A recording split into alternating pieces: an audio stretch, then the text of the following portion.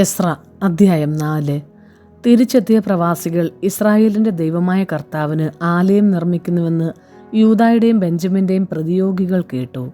അവർ സെറുബാബലിനെയും കുടുംബത്തലവന്മാരെയും സമീപിച്ചു പറഞ്ഞു, ഞങ്ങളും നിങ്ങളോടുകൂടെ പണിയട്ടെ. ഞങ്ങളും നിങ്ങളെപ്പോലെ നിങ്ങളുടെ ദൈവത്തെ ആരാധിക്കുകയും ഞങ്ങളെ ഇവിടെ കൊണ്ടുവന്ന അസീറിയ രാജാവായ ഏസർഹദ്ദോന്റെ കാലം മുതൽ അവിടത്തേക്ക് ബലിയർപ്പിക്കുകയും ചെയ്തു വരുന്നു.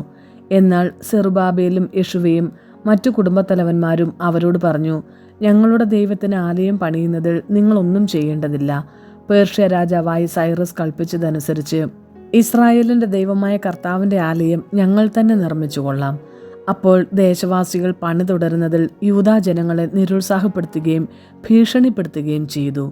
അവരെ ലക്ഷ്യത്തിൽ നിന്ന് വ്യതിചലിപ്പിക്കാൻ ദേശവാസികൾ പേർഷ്യ രാജാക്കന്മാരായ സൈറസിന്റെ കാലം മുതൽ ദാരിയൂസിന്റെ കാലം വരെ ഉപദേശകന്മാരെ വിലക്കെടുത്തു.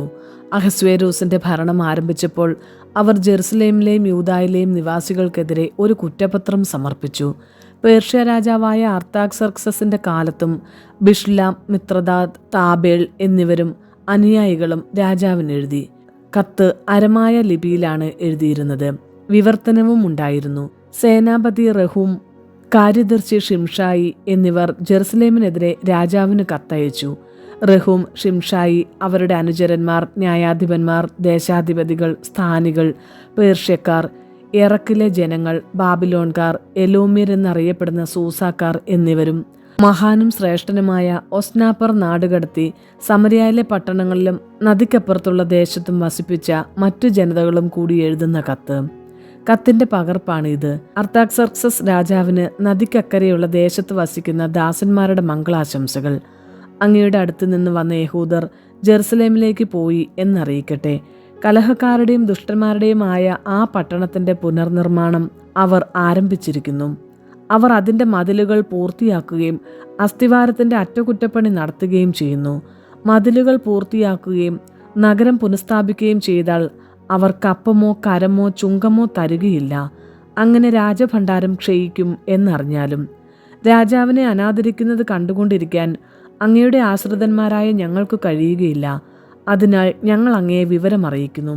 അങ്ങയുടെ പിതാക്കന്മാരുടെ ചരിത്രരേഖകൾ പരിശോധിച്ചാൽ ഈ നഗരം കലഹകാരിയും രാജാക്കന്മാർക്കും ദേശങ്ങൾക്കും ഉപദ്രവകാരിയുമാണെന്നും പണ്ട് മുതലേ അവിടെ കലഹം പൊട്ടിപ്പുറപ്പെട്ടിരുന്നെന്നും അറിയാൻ കഴിയും. അതിനാലാണ് ഈ പട്ടണം നശിച്ചത്.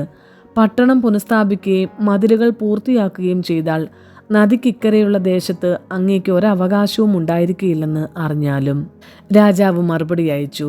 സൈന്യാധിപനായ റഹൂമിനും കാര്യദർശിയായ ഷിംഷായിക്കും സമരിയയിലും നദിക്കക്കരെയുള്ള മറ്റു ദേശത്തും ജീവിക്കുന്ന അവരുടെ അനുയായികൾക്കും ശുഭാശംസകൾ. നിങ്ങൾ അയച്ച കത്ത് ഞാൻ വ്യക്തമായി വായിച്ചു കേട്ടു. ഞാൻ ഒരു കൽപ്പന പുറപ്പെടുവിച്ച് അന്വേഷണം നടത്തി. പണ്ട് മുതലേ ഈ നഗരം രാജാക്കന്മാരെ എതിർക്കുകയും കലഹവും കലാപവും അവിടെ നടമാടുകയും ചെയ്തിരുന്നു എന്ന് വ്യക്തമായി. നദിക്കക്കരെയുള്ള ഭൂവിഭാഗം മുഴുവൻ ഭരിച്ചിരുന്ന ശക്തരായ രാജാക്കന്മാർ ജെറുസലേമിലുണ്ടായിരുന്നു. അവർ കപ്പവും കരവും ചുങ്കവും ഈടാക്കിയിരുന്നു. ഞാൻ കൽപ്പന പുറപ്പെടുവിക്കുന്നത് വരെ നഗരനിർമ്മാണം നിർത്തിവെക്കാൻ അവരോട് ആജ്ഞാപിക്കുവിൻ. ഇക്കാര്യത്തിൽ അയവ് വരുത്തരുത്. വരുത്തിയാൽ അതും രാജാവിന് ഉപദ്രവകരമായി തീരും. അർത്താക്സർക്സസ് രാജാവിന്റെ കത്തിന്റെ പകർപ്പ് വായിച്ചു കേട്ട റഹൂമും കാര്യദർശിയായ ഷിംഷായിയും അനുയായികളും ജെറുസലേമിലെ യഹൂദരുടെ അടുത്തേക്ക് തിടുക്കത്തിൽ ചെന്ന് അധികാരവും ബലവും ഉപയോഗിച്ച് പണി നിർത്തിവെപ്പിച്ചു. അങ്ങനെ ജെറുസലേമിലെ ദേവാലയത്തിന്റെ പണി നിലച്ചു. പേർഷ്യ രാജാവായ ദാരിയൂസിന്റെ 2ാം ഭരണവർഷം വരെ അത് മുടങ്ങിക്കിടന്നു.